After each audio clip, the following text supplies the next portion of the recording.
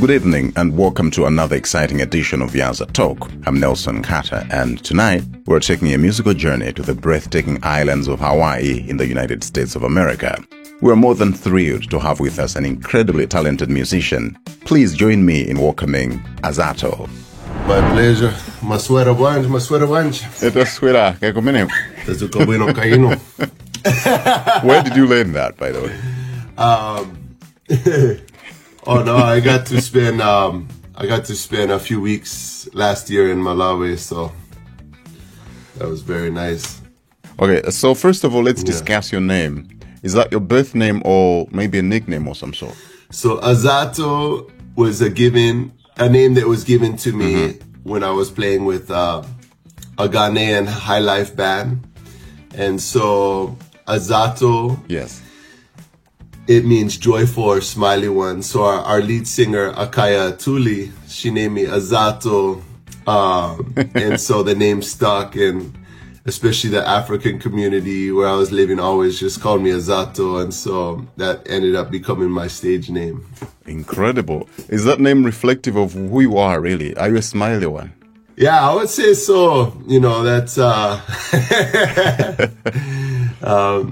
something that I am very grateful that everything I've been through in life, still have a lot of joy in my life. You are a reggae artist. Is that the only genre you do, or you also do other genres? Yeah, you know what? I've as a musician, I've recorded with all different bands, many different styles. Of course, majority of that reggae. But with the music that I write, most of it is reggae.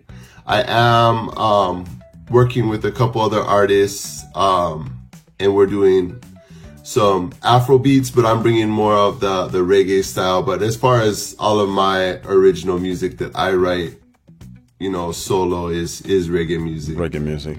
So you understand how reggae is associated with Rastafarianism, right? Oh, of course. Are you one? I have a lot of love and respect for Rastafari, Haile Selassie, because I came out of the Rastafarian religion, and the deeper I got into it, the more I studied his teachings and his writings, and powerful life and the impact he had. But as I studied his teachings, he always would, you know, say, hey, I am not the Christ. I am just a follower of Christ, and I'm going to be passed on by the next generation. So that really got me thinking through my deeper studies of Haile Selassie. It really got me focused on who Jesus was. And at 17 years old, I had an incredible encounter with God when I was in a tree.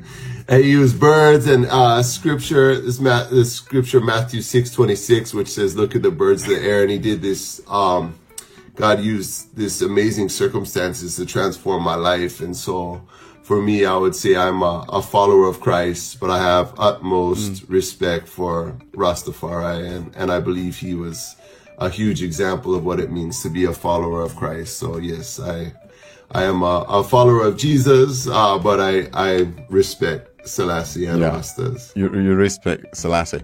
And speaking of Rastafari, wait, do you call this, I think it's Rastafarianism, right? The religion? Yeah. Rastafarianism or Rastafarian. So clearly Rastafarianism has really left some marks on you, the dreadlocks and all. That's Rastafarianism, isn't it? Yeah, so that comes out of the Old Testament with Samson and the Nazarite vow, and so the Rastas, they would adhere to a lot of even the dietary laws, the kosher laws out of the Old Testament. And with the Nazarite vow, they, you know, no scissor or comb should be upon your head, no fermented drinks, and not going to see dead bodies like funerals. And so for me, I'm not so much into the legalistic side of that, but I'm just focused on for me, with Samson and even Rastas was just a visual that you're set apart for God. And that's what I love. It's just it's a constant reminder that my life is meant to be set apart as a servant and lover of God. Incredible. And you're a meat eater, right? Yeah, you know what? For many, many years, I was coming out of the Rastafarian faith. I was only eating fish, and only the fish I caught myself. So I was vegetarian for many years of my life. Now, because I travel so much and have friends of different cultures, I still, when I eat and cook myself, I have very little meat. But whenever, for me, it's like, you know, through every culture, I think the biggest way they show their love is through food. And so for me to deny that love from someone else, I felt it was more important to eat whatever someone gave me instead of, you know, being so legalistic or religious and like, I don't eat that. And so, you know, if you made your sima for me with, you know, your, what how you say, nkuku, the chicken, or nkuku, yeah, or we're gonna have memo, you know, whatever we're gonna have, you know, I'm gonna eat because you blessed memo. me by That's so old now coming from you. You eat memo. Of course. Oh, wonderful. All right. Can we now try to focus on your music? Why do you do music at all? Oh, for me, I would say music comes out of my relationship with God. And so it's really a prayer. And so as I write music, usually I'm out in God's creation, whether it's the ocean or mountains, and songs just come out naturally, the melodies and lyrics, and then I'll come, you know, and then when I get back home, I'll write all the parts and progressions and everything to that. But I would say I write music because of, you know, it's a natural thing that I can't help as a creative, and God gave me that gift to write music, but also the message is why I share it, is, you know, to give people hope. And there is a lot of challenges in life, but I believe there is so much hope that can be found in God's love. Yeah. And who influenced you to start music, really? Well, my mother's side of the family is very musical. So my grandfather, aunties, cousins were all professional musicians. My mom played the piano, and so for me, music was always a big part of my life. And so that's something that I just grew up with. I don't even remember when it started because it was, you know, always a part of my life. But I would say to play professionally, I mean, I really got into reggae music at a young age, and I think maybe about 15 years old is when I really started taking music seriously and started playing with bands. So, as a reggae artist, do you think reggae really sells in America? Oh, definitely. I mean, there's different parts of the continent or US where reggae music is, of course, bigger. Hawaii is a very special place because we are, just like Jamaica, we're tropical islands, and so slower pace, everything's more kickback. And so the people, I think, as island people and people of culture compared to a lot of like Western world, is just resonates with reggae music because it's music that talks about social issues, you know, talks about the spiritual component of life, as well as, you know, the music is beautiful and focused on, even if it's heavy issues, is still positive music. So it always resonated with our island people. Yeah. So would you please take us through your process? How do you process a thought into music? So as I mentioned a little bit, expand on that a little bit, it's really my intimate time with God and myself, and I'll be spending time alone. And as I mentioned, maybe I'll be on a hike, and all of a sudden, just the song will come out mostly as a prayer. It's a conversation, whether it's a worship song or whether it's a song of, struggle coming out of social issues or my own personal struggle, and the song will all come out. And so that's really where my songs come from, is my interaction and really a prayer with God, and then be able to refine that and share it with the world is a gift. That's amazing. How do you listen to God, by the way? Sorry, I have to ask this. You've mentioned God several times now. How do you know that God is speaking to you and you transform those words of Him into music? Well, I would say God speaks to me in a lot of different ways. So, of course, I read the scriptures and I pray and have in community with other people that love God as well, so that's a huge part of it. But I would say two unique ways that I really hear God's voice is being out in His creation. So I like being alone with God out in the bush, as you guys would say, or we say the jungle or wilderness, or being out in the ocean. And so a lot of times I hear God's voice from being alone with Him in His creation, and also through music has a big impact of hearing God's voice. So yeah, there's many, many ways, but those are a few of the ways that God speaks. You simply turn yourself into a Moses. How far do you want to go in as far as distribution of your music is concerned in the world? Well, for me, my heart is that, it's not about money. I'm not money driven. What drives me is the message and the music. And I would love for the music and my message to reach as many people as possible, that it can bring healing and transform lives. And so that, for me, I would love for the music to continue to have greater and greater reach. And so I'm grateful that all over the world, as we're talking on the opposite side of the world, we're 12 hours apart, that our music is having reach in so many countries across the world. But I look forward to the music impacting more people's lives. So you're not into money. You're making music for just spreading messages, not really making money from it. Yeah, so for me is, of course, we all live in a world where you have to use money to live. And but for me, it's always been a labor of love. I would want to quit music if it got to the point where I was driven by money, because that would ruin why I'm writing music and the message. The message is to give hope in God's love. And so if my motives change beyond that, then I think that's time for me to quit music. That's pretty interesting. Money is never a good motivation.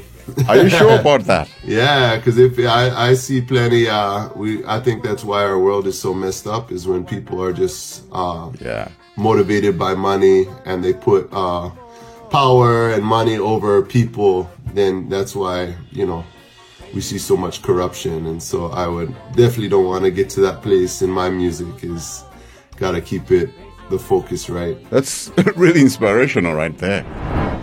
Well, you're watching Yaza Talk, and you're with me, Nelson Nkata. We're having a wonderful conversation here with Azato tonight, a reggae artist from the islands of Hawaii, all the way from the United States of America. And we'll be right back shortly after this break.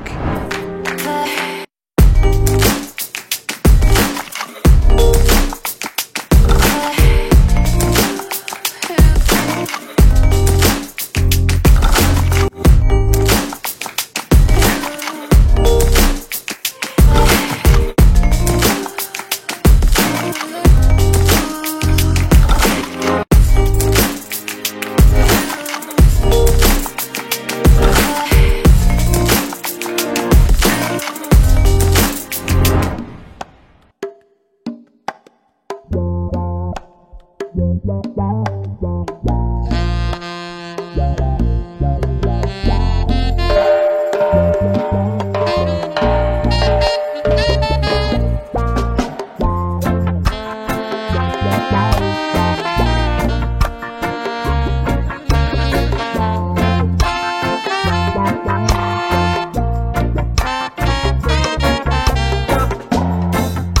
my rock and my strong tower. You're my shelter in my darkest hour. My good shepherd, when I've gone astray. You're my light in my darkest day. And I will praise your name, forever praise your name. Ja, ja, ja, ja, ja, ja, Jehovah, Jehovah Jireh, my provider, Alpha and Omega, beginning and the end. My father and mother, yes, you're my best friend. And I, yes, I will praise your name, forever praise your name. Whoa, whoa. Emmanuel, you are always by my side. Holy Spirit wiped every tear I ever done cry. Yeshua Messiah, you're the image of the unseen. In you I live and move and have my being. And I will praise your name, forever praise your name. Praise you in the morning, praise you in the noonday, praise you when the sun goes down. Praise you in the morning, praise you in the noon. So you have a project coming. You're working on a very good album. It's called Bridges and Not Walls, right? Yes, correct. Why that title? So Bridges Not Walls is really the focus of this whole album, even though there's a song called Bridges Not Walls on the album. And so often, you know, our world and whatever community, you know, we can start building walls just because of, you know, the exterior, you know, whether it's, you know, seeing somebody because they're a different faith and already putting them in a box, or they might be a different culture than you, and or they might be, you know, rich or poor or a sex worker, or, you know, highly educated or no education or whatever, and we can automatically judge them. But I really believe that God's heart is that we are all created in the image of God. Yeah. And everybody is beautiful and deserves God's love. And so instead of building walls with people and separating people from each other, that we really build bridges and being able to share life and share love with each other. How did we come to this, by the way? Why are we building more walls than bridges? Well, I grew up, I have half my family here in the islands and half in mostly California. And I grew up right on the border of California and Mexico. And so that was one of the heaviest border crossings in the world. And there was so much violence around the border and so much killings and just brokenness. So that's just a visual of the deeper issue is, you know, we make all these borders in our world, whether it's countries or religion or, you know, economic or all these different borders. And I really believe that if we're all created in the image of God, our identity is not first and foremost as as an American or Malawian or a man or a woman or you know, a graduate, or what our job is or how much money is in our bank account, but really that our identity is as a child of God. And so what if we really started loving and treating each other that way, as we all deserve respect as children of God? And so that's really my heart with Bridges Not Walls. Who have been your greatest motivators in the music industry? Yeah, I have many influences, but I would say for sure reggae music coming out of Jamaica, especially the 70s, early 80s, is what I grew up listening to the most. And of course, artists like Bob Marley, Peter Tosh, Bunny Wailer, Culture, Gladiators, Israel Vibration, Gregory Isaac, you know, all these artists, as well as, you know, some of the Jamaican artists that immigrated to UK, like Steel Pulse and others, as well as some of our African artists that at that time were just incredible, as far as Lucky Dubé and Alpha Blondie and so many other artists. And so they all had a huge impact on my music, and especially the roots reggae music, the style, as well as message music, that it was conscious music, spiritual music, talking about social issues, political issues. We've talked about music for quite a while now. Other than this, what else do you do? So I have many hobbies as far as the things I enjoy. I love working with my hands. I do a lot of woodworking.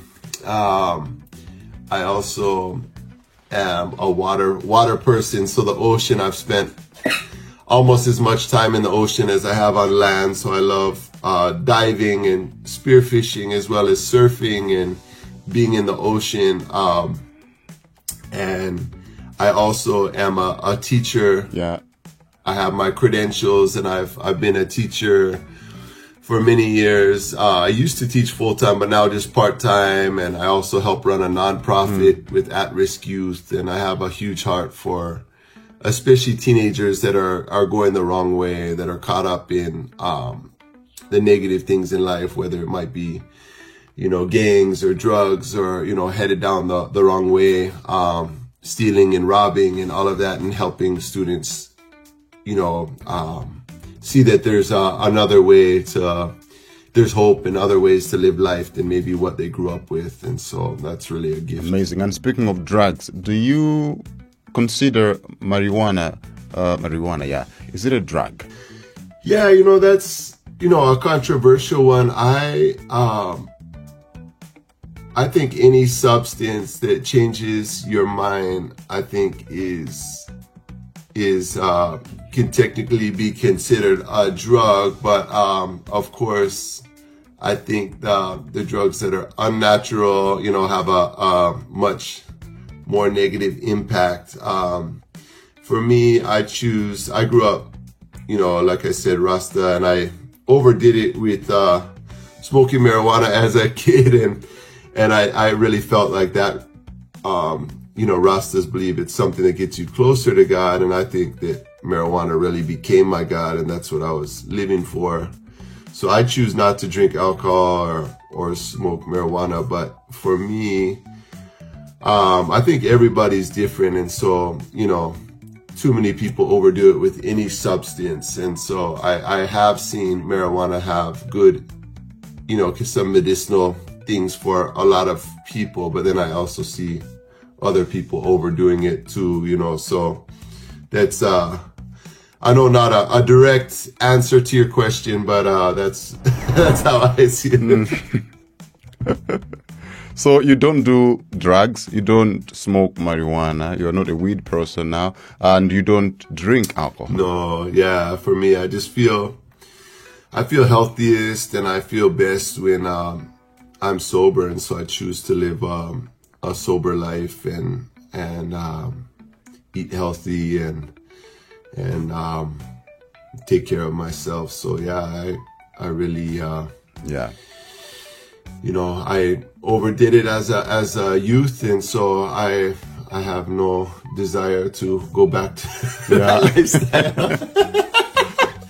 Okay. Wonderful. And how far do you want to go with your music?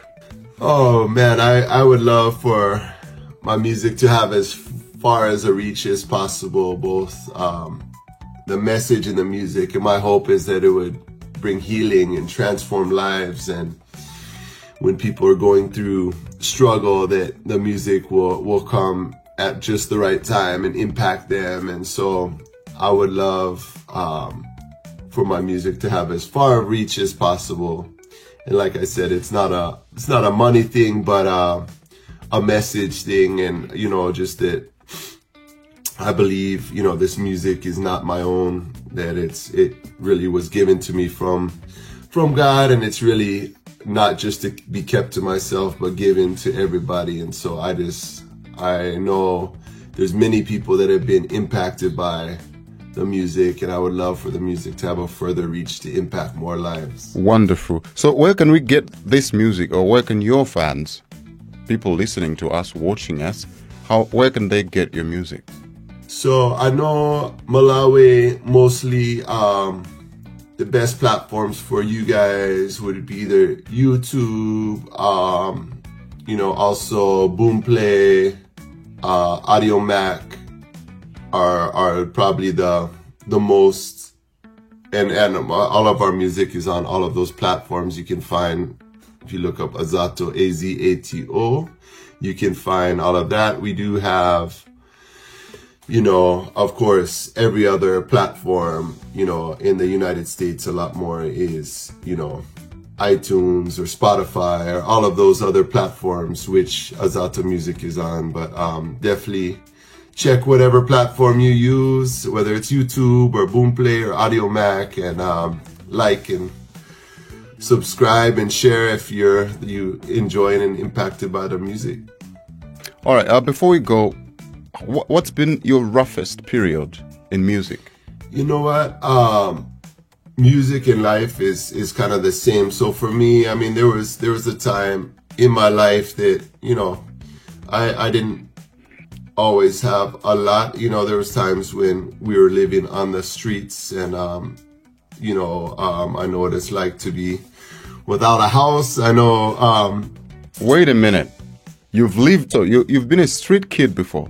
Yeah, a homeless person. You know, not years and years, but temporarily. You know, at times, and so I know what it's like to struggle and be worried about where your next meal is coming from and where you're gonna sleep tonight. But I think for me also working with, you know, students that are into a hard lifestyle, whether it's drugs and gangs, I've over the past 20 years had to bury over 40 students to the streets. And so that is something that's very hard for me, because I have the love for these students as if they were my own children. And so that is something that really has a huge impact. And I've written songs on Love is the Conqueror, my first album, for some of my students who passed away, as well as songs about their stories. And so, yeah, that is something that has had a great impact on me. Sorry. And tell us any fun fact about Azato. Ooh, fun fact. One fun fact about me is I've lived in 3 different countries. So I lived in Barbados in the Caribbean. Actually, 4 countries. I lived in Barbados. I lived in Mexico for a year. And I also, of course, we call it Kingdom of Hawaii because we were illegally colonized by the U.S. Illegally? 1959, yeah. They overthrew our king and queen. And so there's a lot of people that still don't like the U.S. And then I did live in California, which is part of the United States. And so, so yeah, that's a fun fact. Azato's lived in 4 different That's countries. a fun fact. You've lived in 4 countries. Hawaii, why do you call that? Okay, it's a state, right? It's an American state. It depends who you ask. So it's kind of like the, you know, when the British took over Malawi. Yeah. You know, there was probably Malawian that were, you know, would consider it as a British colony, and those that would consider it, hey, no, this is Malawi, this is our country. Yeah. So same way with Hawaii, we were called the Kingdom of Hawaii. We have palace with kings and queens, everything, and this was up until the overthrow of our queen, Liliuokalani. She was, this was 1893. And it was illegally annexed by the U.S. And so there's been a fight ever since to get Hawaii back to Hawaiian rule. And so that's why it is controversial. It is a state, technically, but also it's a sovereign nation that there's been a fight to get Hawaii back to Hawaiian rule. Trust me, I never knew that. Really. All right, Azato, it's been a pleasure talking to you. And trust me, we've always been looking forward to hearing from you. And this has really been one of those days. Thank you very much. My pleasure. Zikomo Kwambiri. Tionana, my friend. Look at you. I appreciate you, Nelson. What? Come on, how many days did you spend in Malawi? We're done with the interview, but this is just interesting. Yeah, I spent about 3 weeks, so it's really nice. I got to be everywhere. I had some official work with the nonprofit I work with. Young Life is also present in Malawi, so I was in Blantyre with them for a week, and then I got to visit friends. I did music. I did a lot of interviews and some shows, but I was in everywhere from Salima, Kusungu, Lilongwe, Injinj, so I got to see a lot of the country. That's incredible. So I'm very grateful. It's beautiful, beautiful country, wonderful people, good food, except for my favorite. The only food I didn't like was the field mice. Mice? What? In the village, the field mice. Come on, that's a When I was in one of the villages, you can't stay away from field mice. It'll grow on me. I did have some. It's hard because we have those running around in our house, and they're considered pests, not. No. They're not the same, Azato. They're different. Well, on that note, Azato, have a very good time. Looking forward to talking to you very soon. And aloha. Aloha. And that wraps up this session of Yaza Talk. I hope you've enjoyed this. Thank you very much for tuning in and being a part of this conversation. A special thanks to our sponsors too. Until next time, stay inspired. I'm Nelson Carter, signing out.